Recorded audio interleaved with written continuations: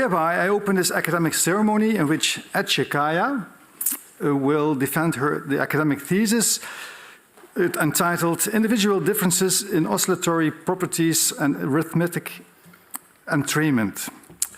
The candidate, may I invite you to present a summary of your studies and the conclusion of your thesis. Highly esteemed Prorector, members of the opposition, supervisors, friends. Thank you for joining me today, either in person or online, for the public defense of my dissertation.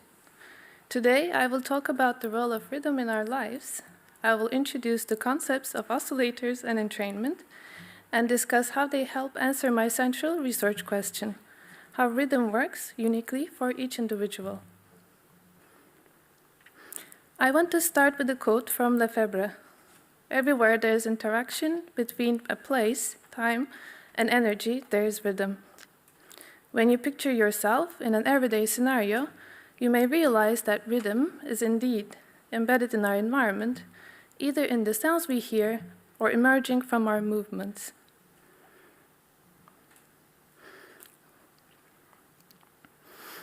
For example, most common sounds we encounter with speech and music have rhythmic structure, which helps us track the information they contain. But this is not surprising, because humans are inherently rhythmic. The movements that we spontaneously produce, such as walking, talking, and drumming, are all rhythmic. In some cases, we also synchronize our movements to external rhythms, in music and dance. However, rhythms of the world are subject to constraints, prominently by rate or tempo. The rhythms in speech and music and our movements cluster around an event rate. For example, this means 5 events per second. On the other hand, there is variability in these constraints.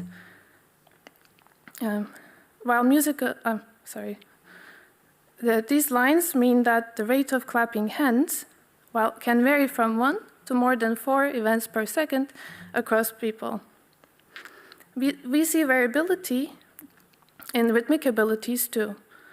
While musical training improves our abilities, healthy aging and some disorders may impair them. For example, older individuals have trouble adapting fast speech, which leads to the risk of social isolation and cognitive decline in the later stages of life. So, rhythm seems to be both natural, yet subject to constraints that vary across individuals. Inspired by this paradox, in my research, I asked the question, what factors improve and impair our rhythmic abilities? At first, this might sound straightforward. I just mentioned some factors. But the deeper question here is why they affect our abilities.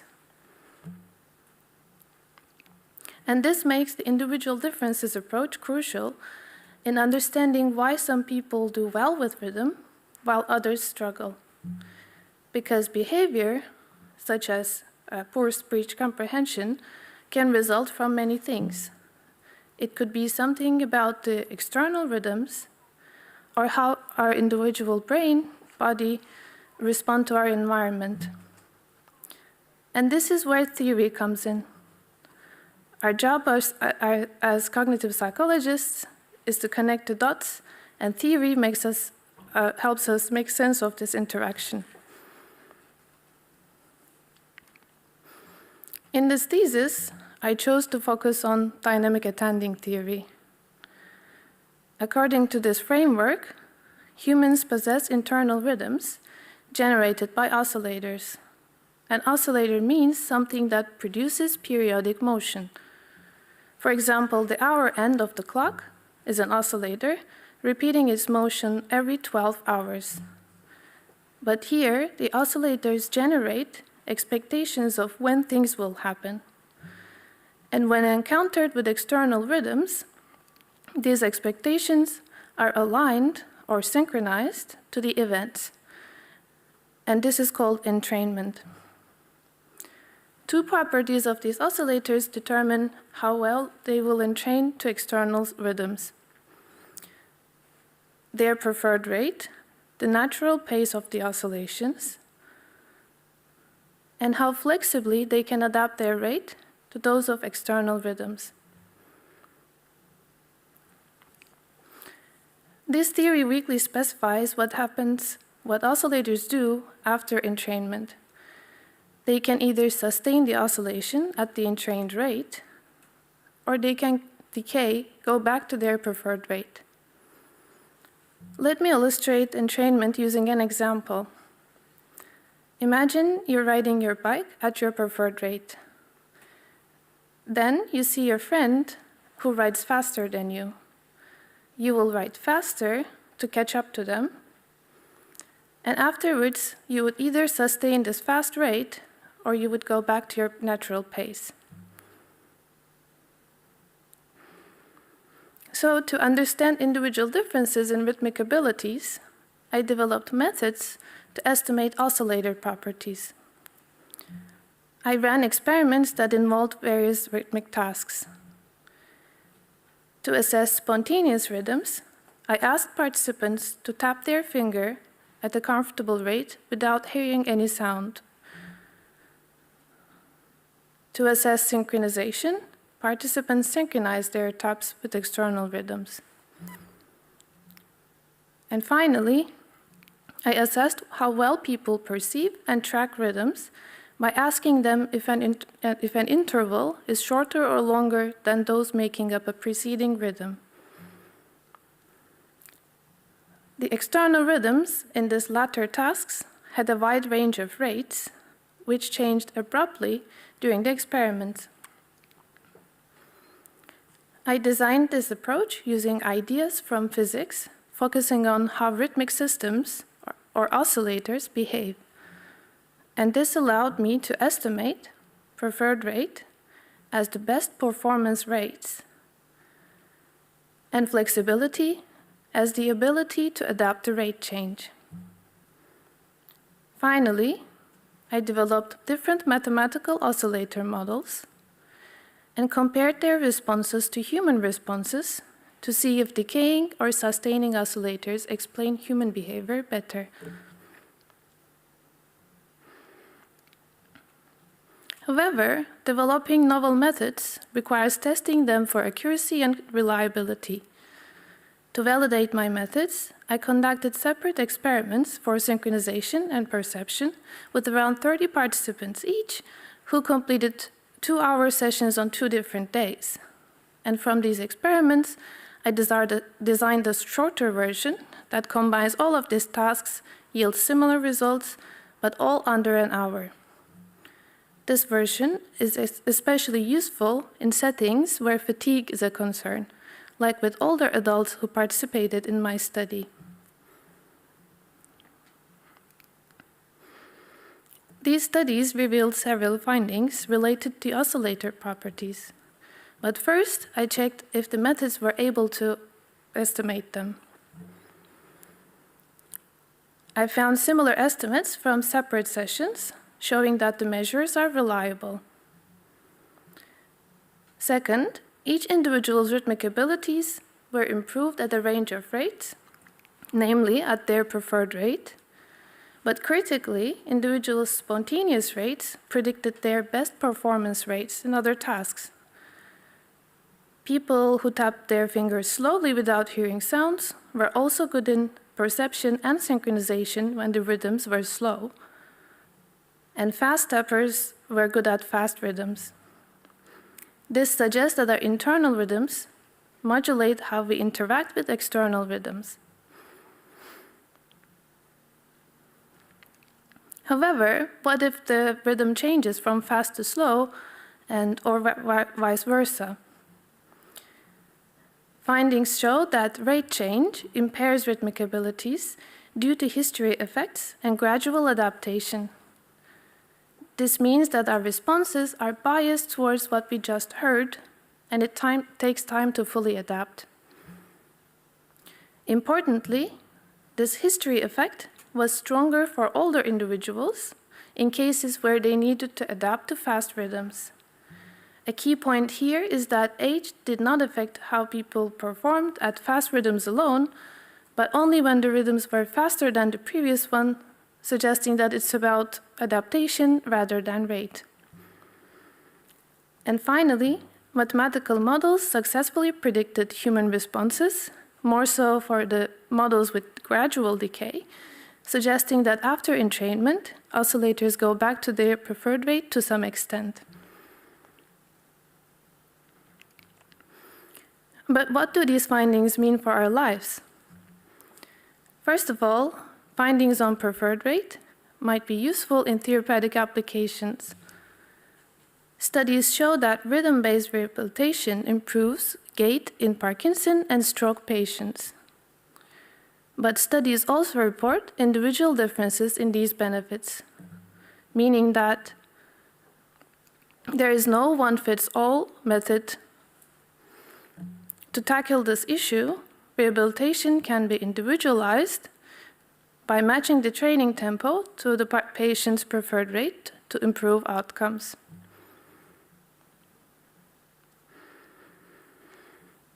Second, the findings helped us better understand the mechanisms underlying rhythmic behavior.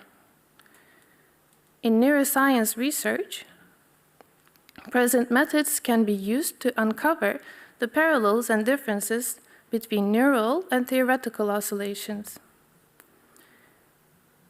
From a cognitive psychology perspective, inflexible adaptation in older adults might explain why they struggle with rhythm. The same way, the present methods can help identify the sources of impairment in other groups, like those with language or attention disorders. A key contribution of this thesis is the under an hour experiment that's practical for such groups, like children or patients.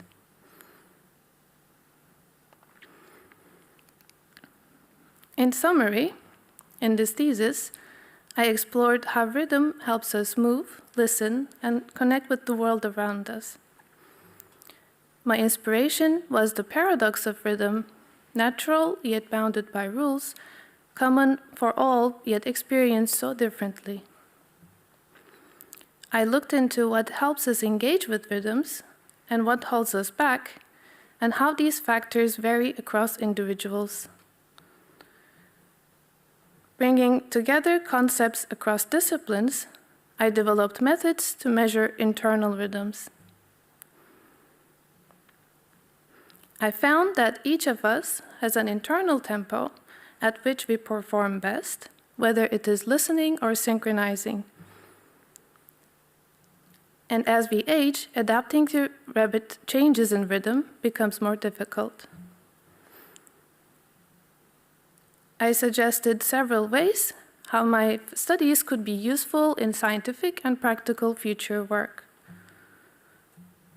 And in conclusion, this thesis adds to the scientific discourse and brings us a step forward in understanding how rhythm works within each of us.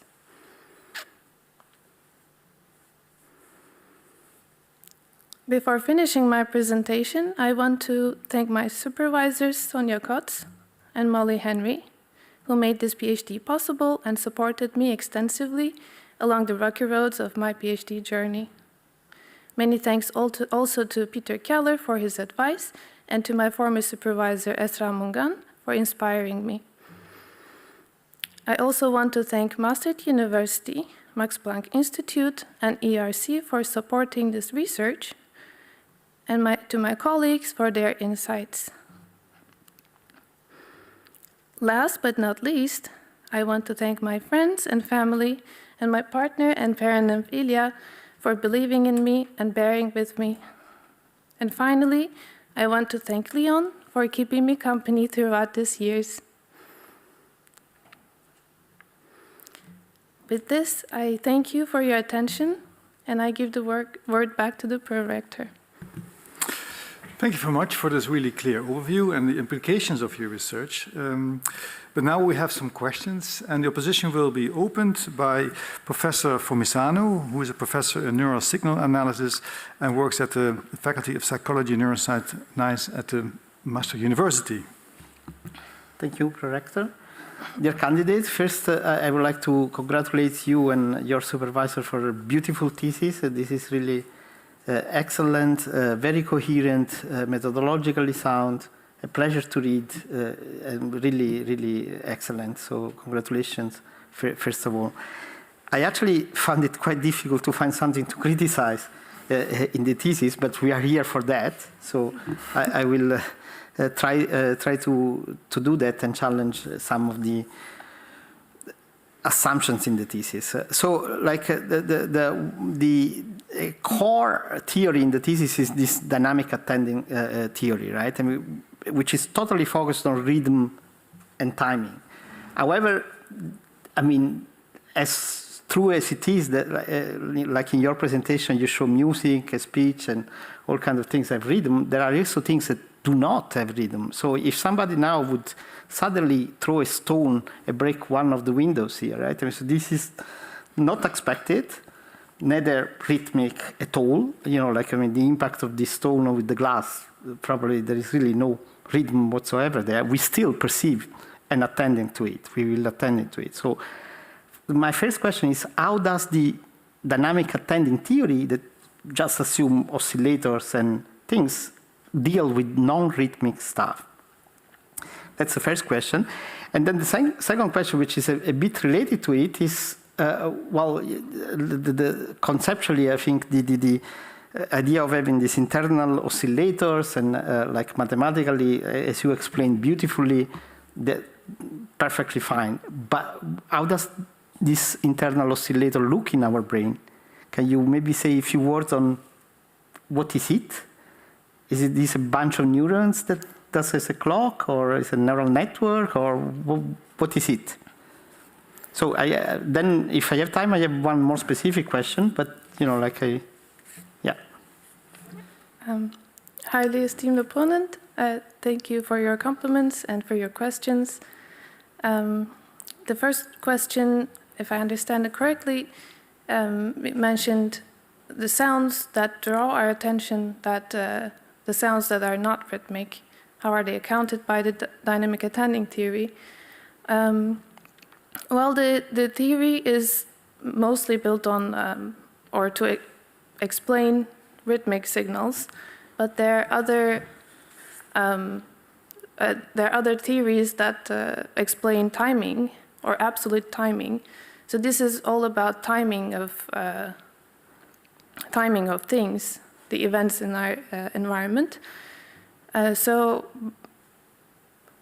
well, I don't specifically know how Marius Jones would answer this question, actually, but okay. I mean, I also don't know the answer. But you know, like would you assume that in our brain there are two systems, one that deals with rhythmic events or rhythmic, you know, like sensory events, the other that does not? Or do you think these are, you know, or probably, you know, like you have like one, so that is my point. So like, do you see this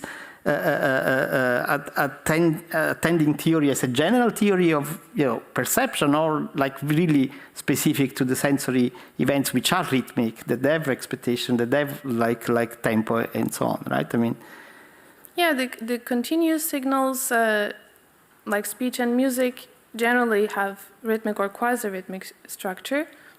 So this theory excels in explaining how we perceive them, or how we perceive the changes in them. But the interval theories of timing will explain how we measure time, for example, absolute time intervals. And if it comes to attention, like some sudden event drawing our attention, I think it is less of a timing problem, but more of an attention problem. And how I would connect these two would be, I think the dynamic attending theory talks about predictions, right? So we do predictions at the peaks of the oscillation, and sudden events are already by themselves unpredicted things. So we don't necessarily make predictions, generate predictions of what they will happen, but they can, yeah, I mean, they by themselves violate our predictions of the world. That's why we get this surprise effect, or our attention is driven there. Yeah. Okay. The second question. Yeah, how does an internal oscillator look like? Yeah, actually the best candidate for internal oscillators, I think, is or internal oscillations is the neural oscillations, and in the thesis also I discuss how those could be related. I would want to investigate how they relate, like at the physical level and the theoretical level could relate.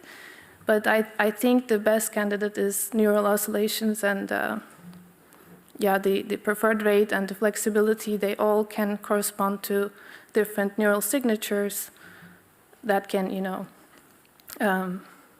yeah, I think that's... Do you expect to have a central mechanism that gives the rhythm?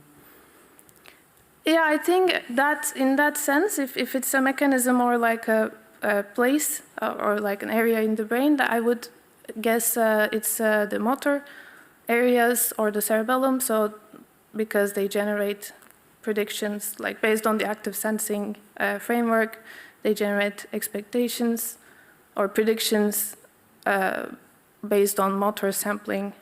So yeah, and connected to my findings, I think like the SMT, the spontaneous rhythms would be kind of a good index for that, but there are other kind of variables that come in.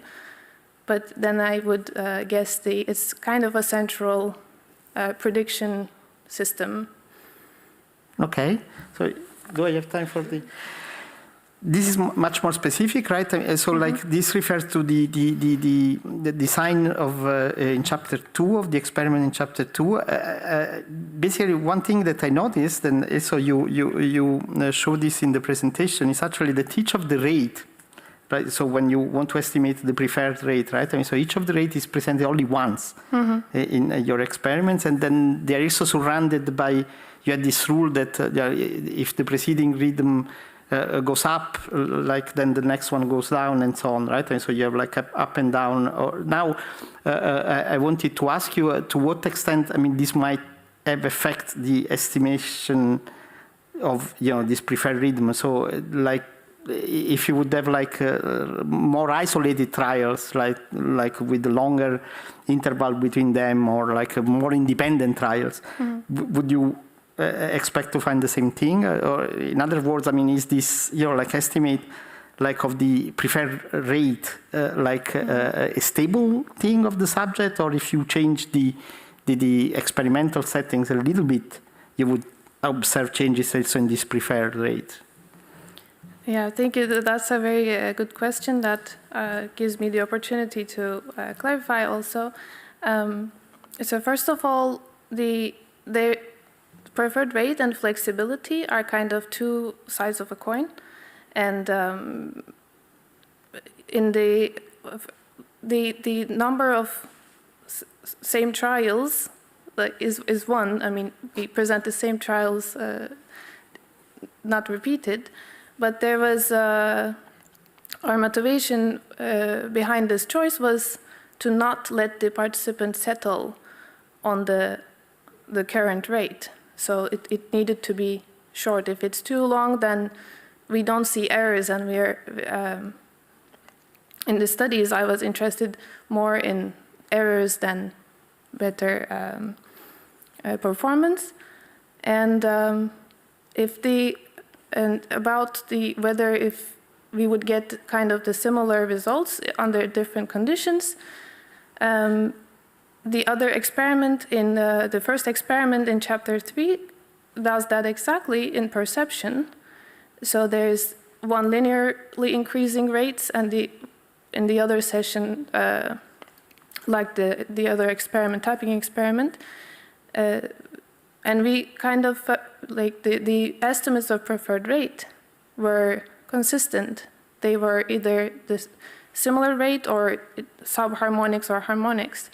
So I think when the estimation of preferred rate is not affected by the temporal context that much, such that it rules out the estimation method. And in the same experiment, the perception experiment, we also saw that the flexibility and preferred rate are, also in the theory of coupled oscillators, it's kind of the same, because preferred flexibility kind of also refers to the range of rates with successful synchronization around the preferred rate. So yeah, the design kind of captures that two sides of the coin kind of situation between the concepts. Okay, thank you very much. Very, very good. Thank you. Okay, thank you. Then we will proceed to the next opponent, who is Professor Graan. She's professor in neuroscience of rhythm at Western University in Ontario, Canada. And she's online. Thank you very much. Yes. I want to echo Dr. Formosano's sentiments about this being a real pleasure to read. It was well written and well put together. I think this was nicely conceived and systematically conducted research that really makes a contribution to our field. So you are absolutely to be congratulated for having achieved such a nice body of work during your PhD. So I wanted to pick up a little bit on these effects of context. I have some questions about your thoughts on different aspects of the context that aren't local. So one thing that you observe is that you get this clear trial to retention of the previous context, and you describe how this happens because the oscillators are flexible, so they sort of adapted to what they've heard previously, and then this has a carryover effect on the next trial. And we also know that this can happen at a session level, that in the context of a session, we start to learn, okay, what are the general range of rates that I'm perceiving here, that I'm being presented with, and what's the mean of those presented rates?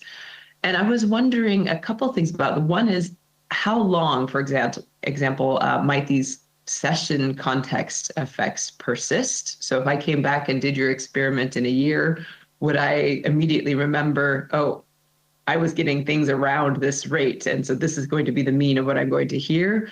And what are the mechanisms by which these longer term contexts could be reinstated? So we know that trial to trial, the oscillator is adapted, but what would explain the fact that, in a week or a month or a year, I come back and I still have some sense of the range of what I'm going to be able to hear?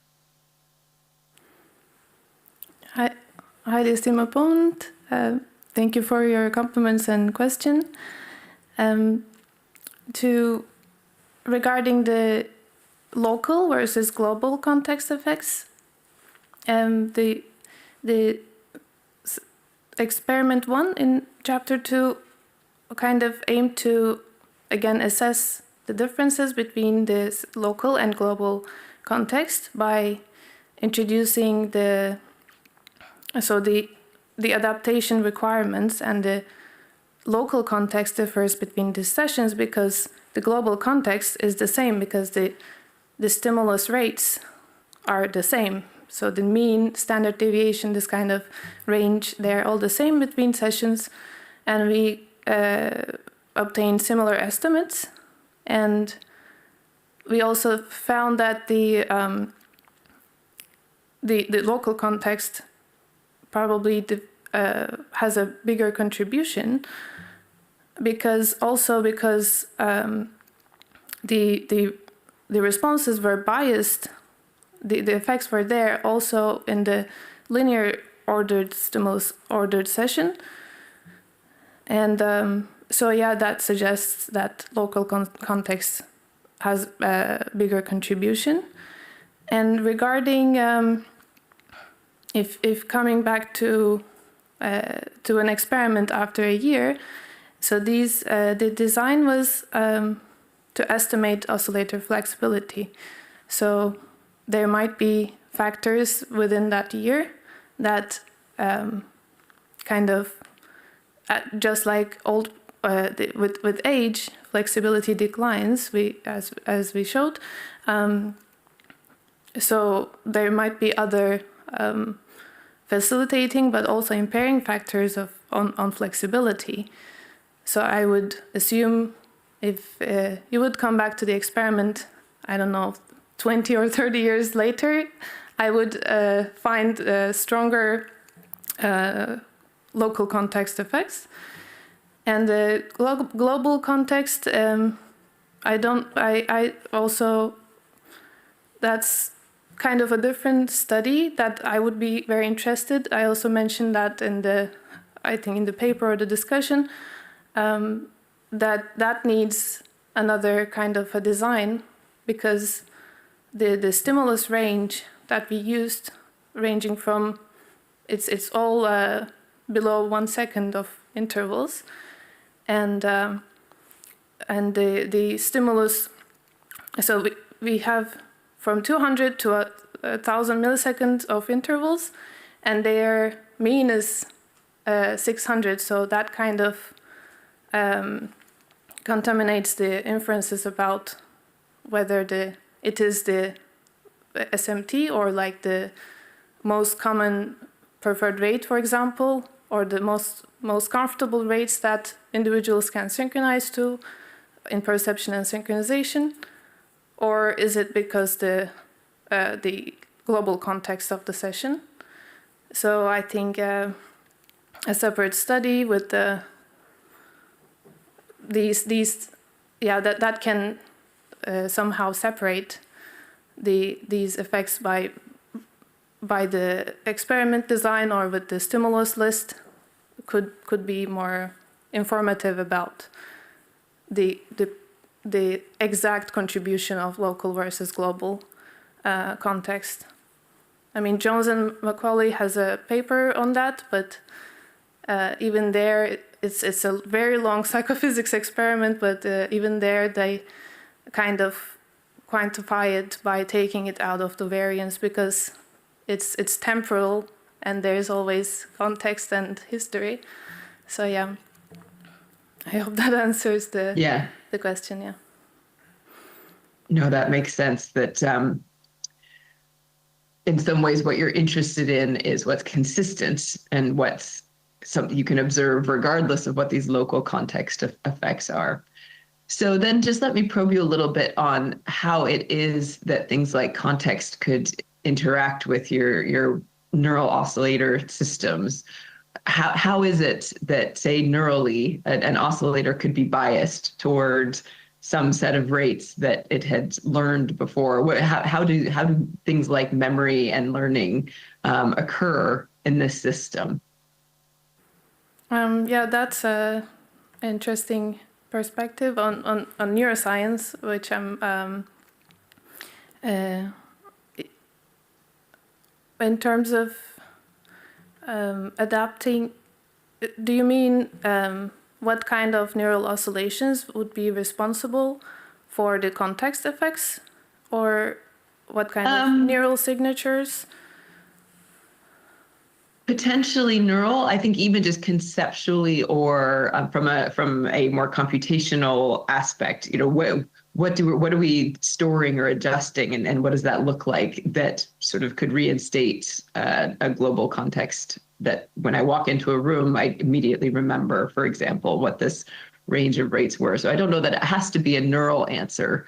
But that could be one way of looking at this, that how is it either computationally or neurally that we can reinstate, for example, a bias as soon as we are, back in a context we were in where that bias was relevant.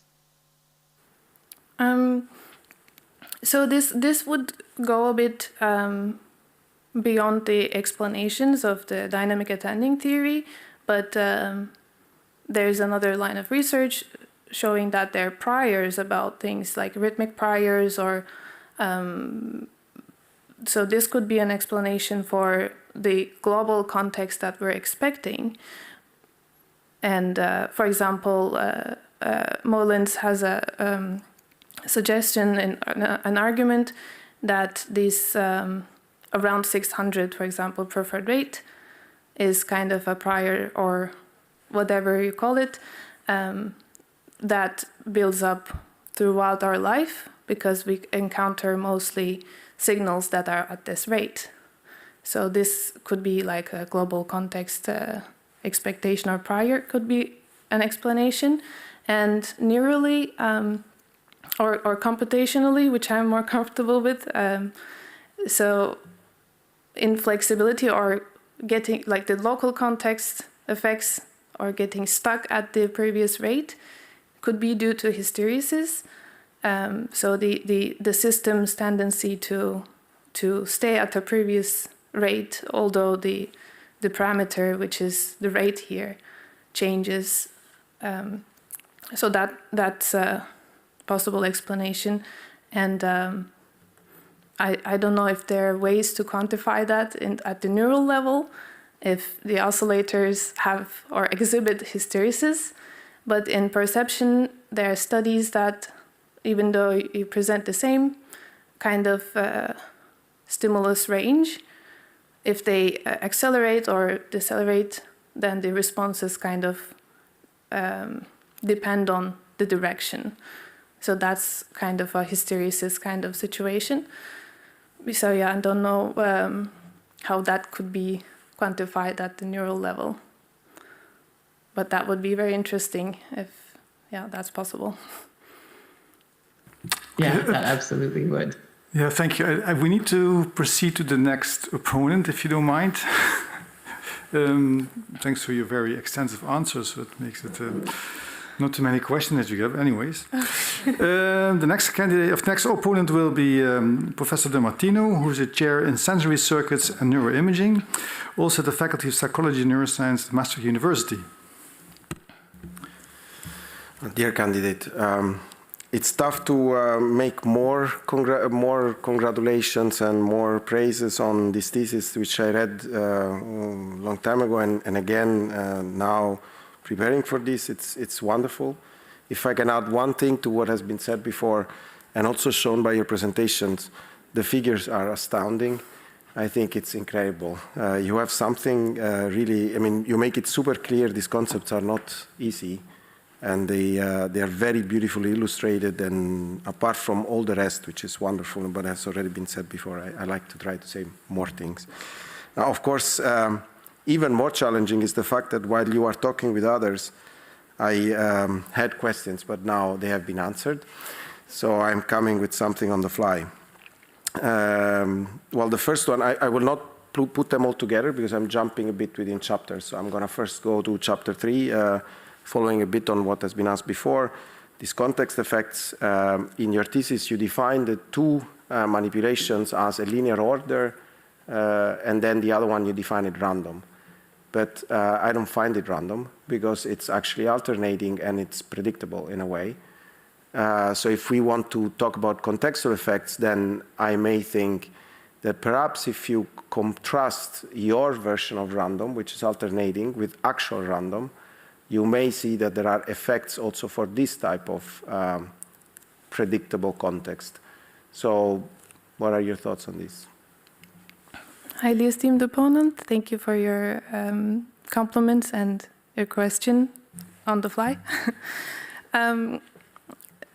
So the randomization, the order of in the studies that we used, that is the kind of the core to the studies. There's kind of a trade-off between what you want to sacrifice while creating a stimulus order. Fully random is like, it is, so we wanted to correct for or control for the jump, the level of jump between the rates, and also so it is a flat distribution. So if it's like fast and then a bit faster and then a bit faster, then it is very difficult to control for. But it's good point that a real random is not as we named as random order. It is carefully constructed, not just giving the rates fully randomly. Then I think it would contaminate the analysis and on the main topic that I was interested in. It would make a bit more difficult because, I mean, to be able to assess a variable, then the variable needs to be normally distributed, right? So that was kind of the point behind that. It's clear. I think it's clear why your choices are clear, but perhaps just shortly, do you think that though this type of alternation has some kind of contextual effect or not? So do you think that this is not at all, for you, is not in storing any sort of contextual effects, or do you think that perhaps something is there in terms of contextual effects because people can learn that in fact after going up, you're going down? So maybe something is going on that you are at the moment not really seeing. Yeah, I mean, that's a very good point, because there is one property of this kind of random order stimulus was that it was actually predictable in terms of what will happen.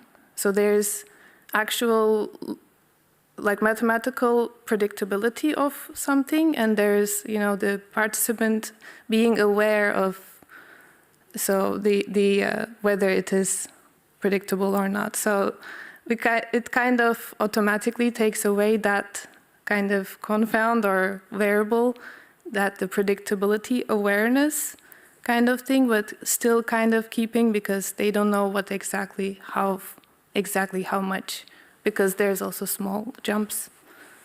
Yeah, this is very clear. But then can I?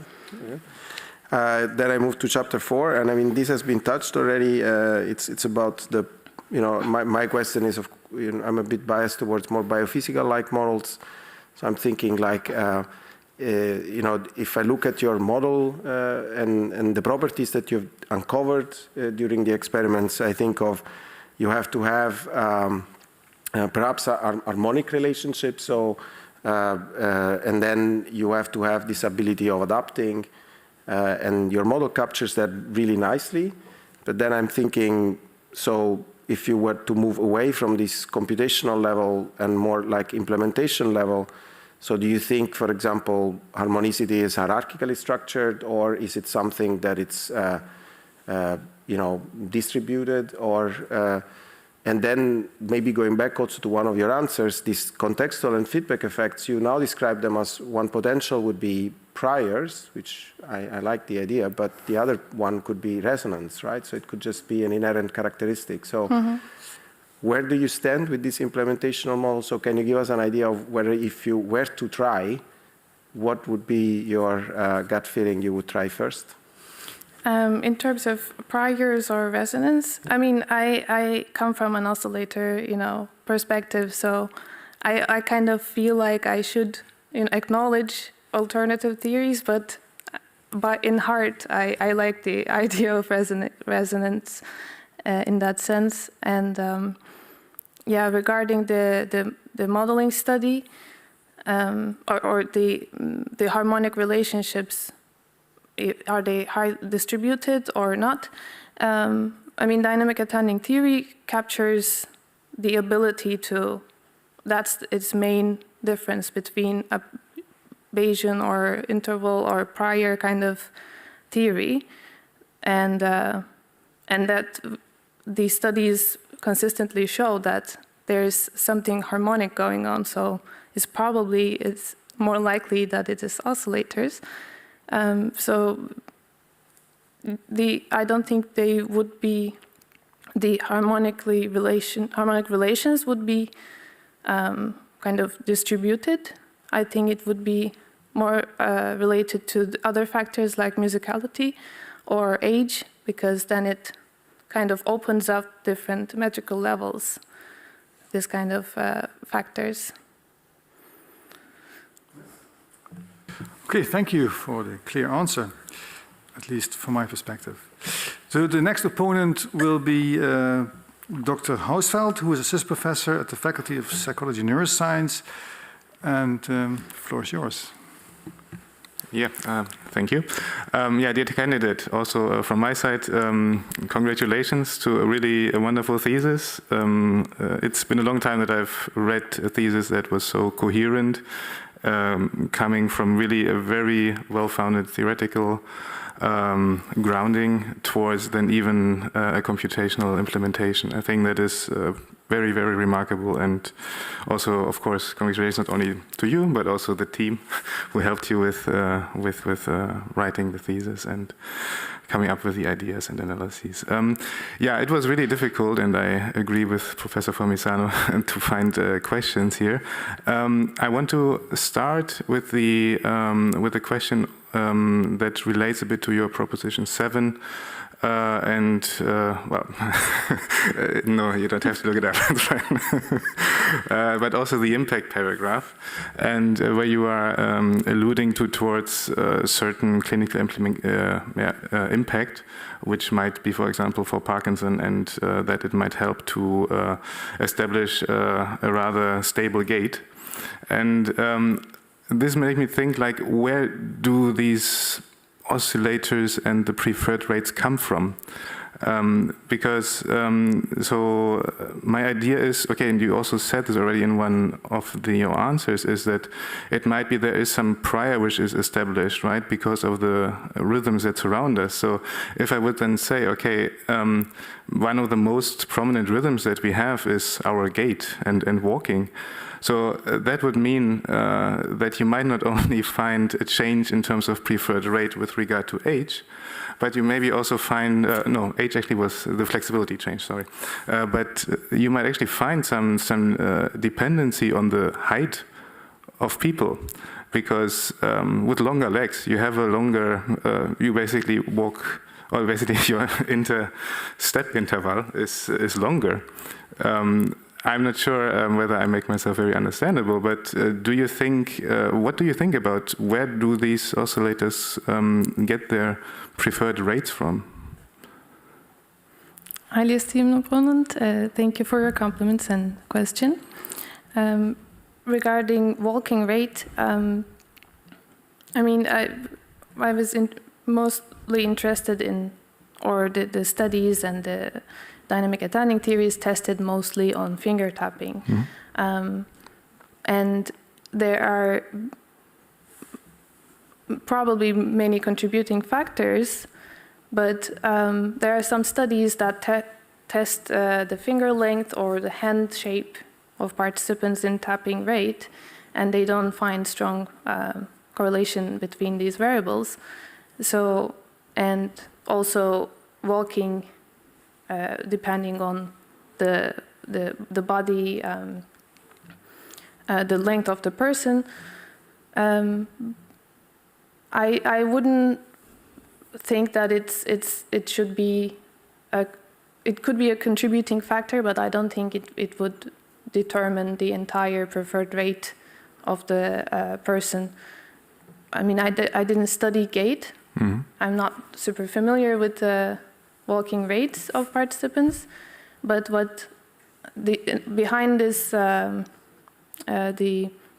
what I suggest with individualizing the rehabilitation to preferred rate comes from, because we see that at the preferred rate, participants do interact better with other rhythms. It is by finger tapping, but it could be tested by also walking. One problem with, if I were to build a study with Parkinson patients, a problem that I would face is that I cannot know their walking rate before their disease developed.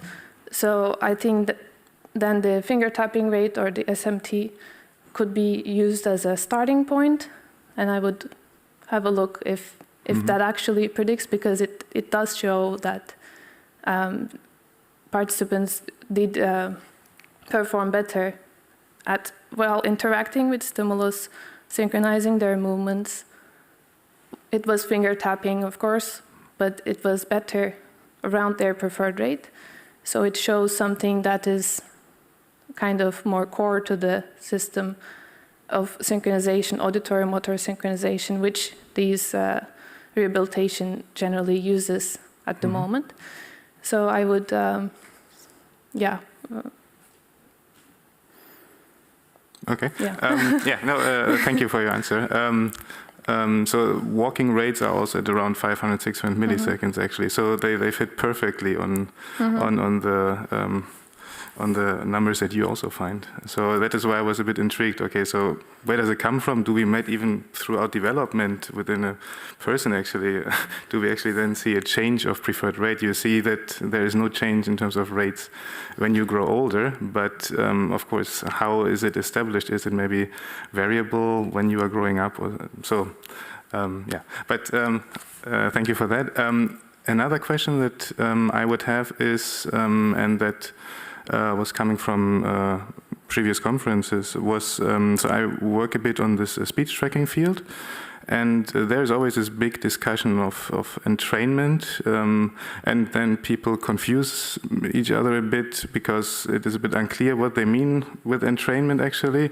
It's, I mean, it's, yeah, there are different meanings, and when you talk about it, you need to make sure that you talk about the same thing. But at SFN just now, there was, for example, one contribution where they tried to disentangle whether for speech, whether there it is basically the tracking that you observe, whether that is evoked basically by external stimuli and just nothing in terms of oscillation, it's just reflecting the stimulus, so to say, or whether there is basically an oscillator that actually tries to, that is basically reset by the rhythm or maybe entrained to the rhythm. And they tried out different models, and there was no evidence really for this kind of oscillator models.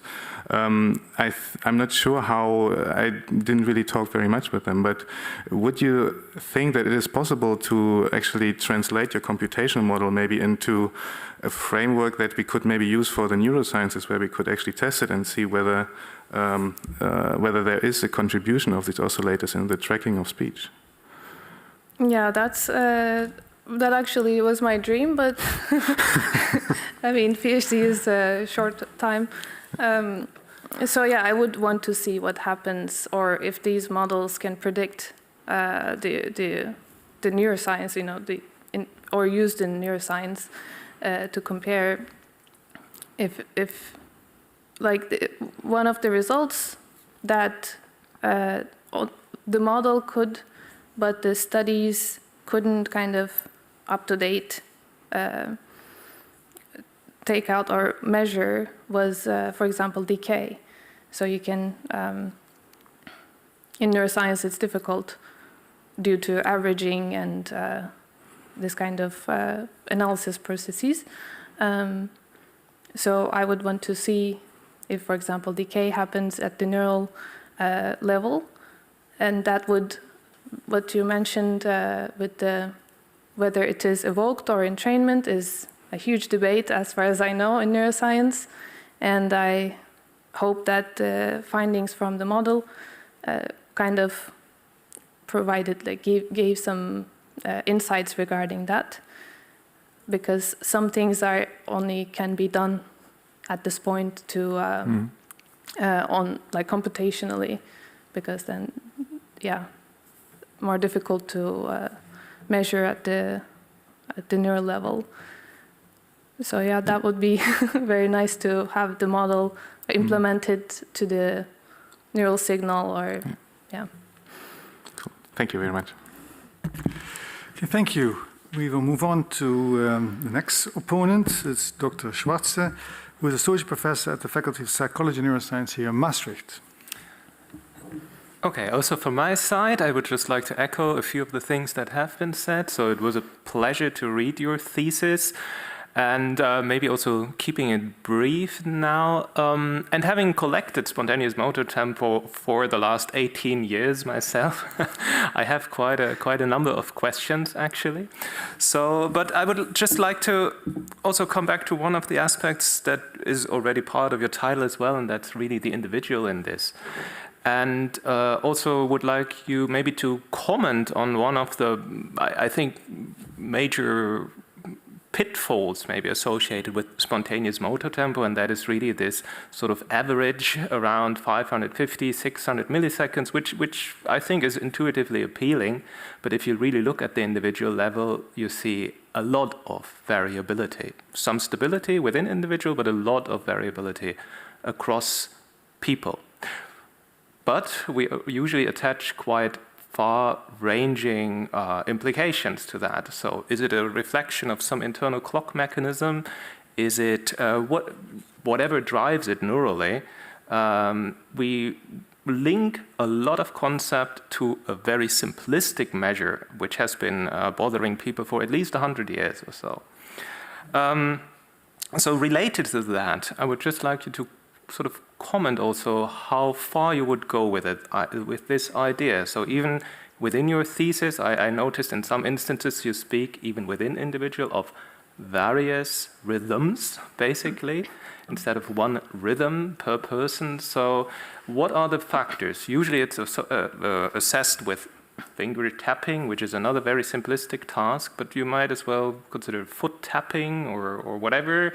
And in the end, the idea would be that these converge somehow, I would say, even within an individual. So how far would you really go with this idea that there's one thing that is real, or is it an average within an individual, or what can we really make of it? Esteemed opponent, thank you for your question. I mean, I do kind of criticize the literature for using only SMT to me it is a bit far-fetched to use just finger tapping and making inferences about how people will perform in a real-world scenario. In the experiments here, the scenario wasn't real-world, obviously, but it at least made a kind of filled the gap there a bit by comparing, you know, SMT and perception and production rates, preferred rates. And regarding SMT being kind of the core of everything, I find it interesting that we keep finding correlations between improved performance, drift towards SMT, so it is an anchor in some sense. And yeah, it is core to people for each individual. Although, like you mentioned, that there is large variability. And I mean, my studies kind of aim to say like, let's not just get the SMT and account for everything that could contribute to this. For example, in chapter 3, we found the differences between the motor, like SMT was correlated, but there was no one-to-one correspondence. So there are certainly other contributing factors that could come from the motor system constraints. So SMT might also be not the direct measure. If the motor system adds something to it, one could not, maybe their rate is faster, but they cannot actually produce that rate, or they don't have the access to the subharmonics under kind of a resonance or a harmonic kind of approach. So there could be this kind of factors coming from also the task constraints on the measure. Yeah, So, I mean, those. Sorry. Yeah, I mean, those constraints are really interesting because, on the one hand, a preferred or comfortable rate, really, a comfortable motor rate, could maybe, I don't know, well, it be explained by just being it comfortable to implement from the motor side of things, right? So if you would maybe have, well, not the chance, but also in the future potentially to add further measures to your settings, do you have anything in mind that you would add to the scenario in order to address this in a meaningful way? Regarding comfortable motor rate, what I aimed to do with the perception experiment was to get like what happens at the perceptual oscillators or at the perceptual system without moving. And I mean, moving does help with perception too. So I think it helps with the enhancing the predictions. But yeah, oops. And yes. Yeah, so. Thank you. Sorry, I got distracted.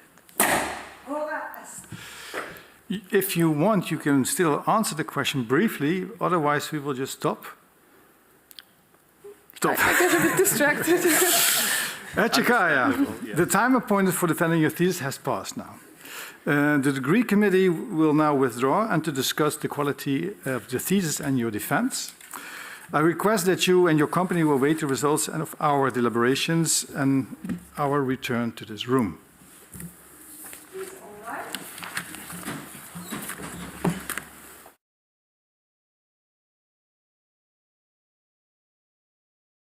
The PhD defense has now ended. The degree committee will debate the candidate's performance behind closed doors. This process usually takes about 10 minutes.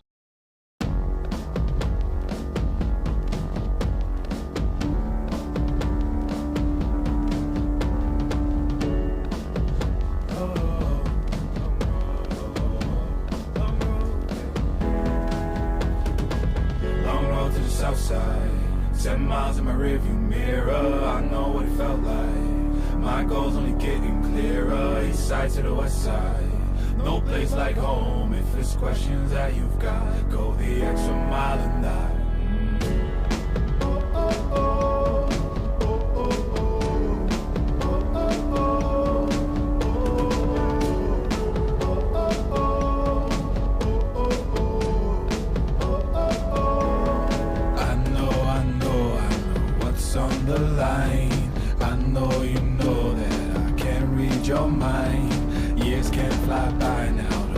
All your time, 'cause I'll go the extra mile. Long road to the south side, 10 miles in my rearview mirror. I know what it felt like. My goals only getting clearer. East side to the west side. No place like home. If it's questions that you've got, go the extra mile and die. On the dash, got my laces tied. Long road, I don't waste no time. Break rules because fate decides. With the team and we chase the light. I make a move, fall down, shake it off. I hate to lose, bad branch, break it off. No room for negativity, praise and love. Prepare for deep part cause we're taking off. Take the mileage, traveling so far from home. Gathering knowledge, other connections. I put the time in to get everything I ever hoped for. It's a challenge and we all in. It's a better future that we go for. Even though these nights seem long, I know that I am never on my own. Know you won the battle once you roll.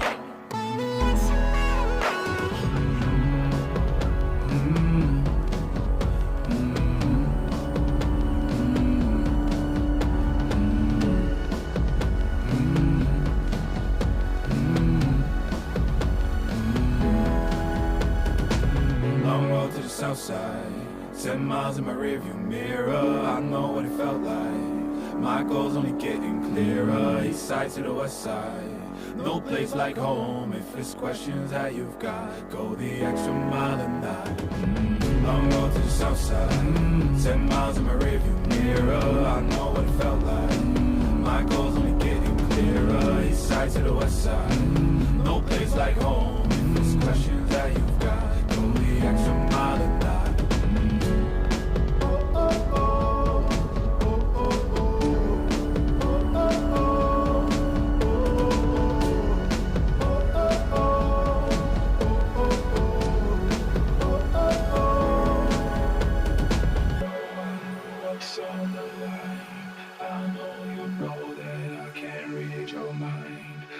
can't fly by now, don't waste all your time. Cause I'll go the extra mile.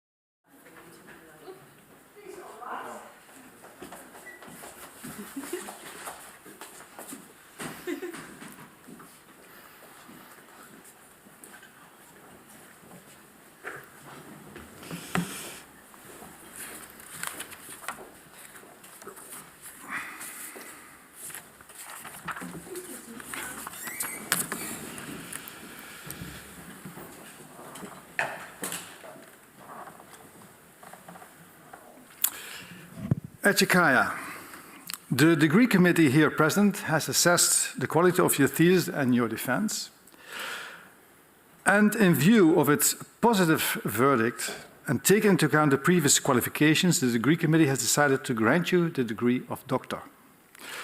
Professor Kotz is authorized to confer upon you the academic distinction in accordance with Dutch university custom.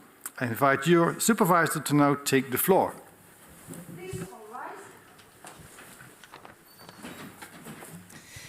Do you promise to work in accordance with the principles of scientific integrity at all times, to be careful and honest, transparent, independent, and responsible? Yes, I promise. By the authority vested in us by law and in conformity with the decision of the committee here present, I hereby confer upon you, Ece Kaya, the degree of doctor and grant you all rights attached by custom and law. As evidence of this, I now present you with the degree certificate signed by the rector, the secretary, and the other members of the committee, and affixed with the official seal of the university.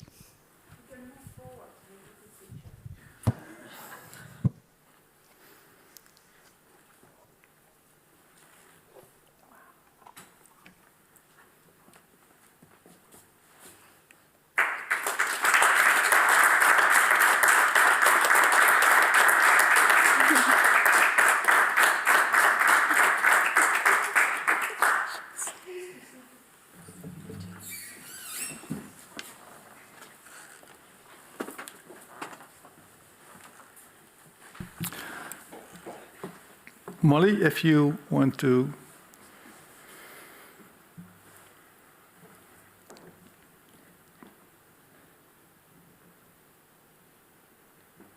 Ece, my queen, come on, PhD realness. On this glorious day, the one where you wrap up your fabulous journey, all I gotta say is congratulations, darling. And just so you know, today, honey, the library will not be open. Nope, we're here to celebrate you. And trust me, the world is watching. Now let me take you back, because this story, honey, is a journey. When I first put out those PhD applications or ads in Frankfurt, I had no idea who I was looking for.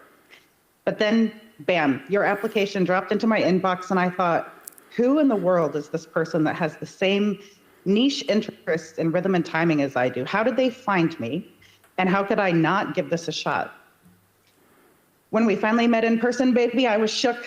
You were all the things, introspective, thoughtful, but darling, it was also clear that you had fears and doubts. You were battling an inner saboteur. But honey, that didn't stop you, not for 1 second. And then COVID. COVID didn't help. It's not an exaggeration to say that we brainstormed and crafted what I believe is an amazing first experiment, carefully piloted and tuned everything, and then the week you were supposed to start data collection, the world went into lockdown. I know the future of your PhD felt precarious at that time. The world felt precarious at that time. It felt like the world was hanging by a thread. But you went harder than anyone. You pivoted, you learned a new programming language, you mastered online experiments, and literally turned the Institute admin upside down. You handled all that stress with a grace that most folks couldn't even dream of. And let me tell you, you made it look effortless. Thank God for the Zoom happy hours playing online Pictionary that kept us connected during that time. Then, when things started to return to normal-ish, I watched you slay. You came in ready to make that research your runway. You hit those experiments like a seasoned pro, and that modeling chapter, don't even get me started, I'm obsessed. You are a deep diver, but here's the real tea, you're also a closer. People like you, you're rare. You get the details, but you also know when to pull back and let the big picture shine. And baby, when we kept flipping those equations upside down, I could see your heart cracking. But guess what? You let me be your support, and that, my love, was beautiful. You never had to fight alone. You had your chosen family, and I'm so lucky to be a part of that. Let's talk about the glue that holds the squad together, okay? You were always there for everyone. Whether you were teaching something you knew or learning something new to you, you were about that community. Always down for a social, even if it was just you and I loved it. And honey, once that COVID cloud lifted and we got to travel together, that's when I saw you soar. And whether you know it or not, you even helped me with my crippling airplane anxiety. And let's not forget about those hot dogs in the Frankfurt airport. Iconic. But the real moment, when you took the stage at RPPW, that was your moment to shine. You walked that runway, commanded that space, and answered those questions like a queen, even if they were about the cerebellum. Your paradigm, people are using it in their own research, darling. You presented it clearly, you made your work accessible and open. And you didn't stop there on that trip. You stayed up late, did karaoke like a rock star, and the world could see you had arrived. Kiddo, it has been an honor, truly. Watching you evolve from a clever, gritty student to a fierce, independent scientist that you are today, it's been a journey for the ages. You've brought your own brand of charisma, uniqueness, nerve, and talent to this challenge, baby, and it paid off in every sense of the word. And one last thing, Ece, I hope you know how proud I am of you. So proud. And just so you know, you're not just a scientist, you're my squirrel friend for life, and I wouldn't have it any other way. So baby, again, congratulations. You did it. You're a winner, baby, and don't you forget it. Now let me leave you with this, and I think you internalized this during the whole process. If you can't love yourself, how the hell are you gonna love someone else? Can I get an amen up in here? The runway is yours, darling. Start your stuff.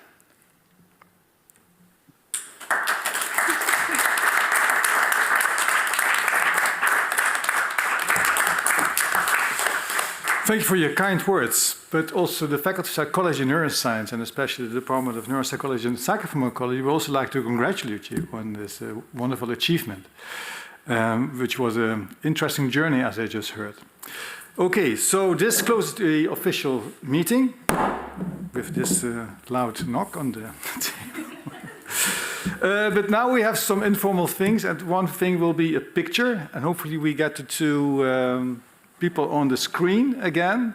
And then we make a picture in front of here, and then we will move to the stairs, and then we will move to the rafter for a little reception and some drinks and to wind down. Okay. Please all rise, and then we can go forward, please. Actually, maybe this will go. And then picture. Silence as well. She's in the middle, you at the side. Yeah, that's the rest of the commission. That's pretty big. Yeah. Supervisor, of course, and then supervisor, and then nice.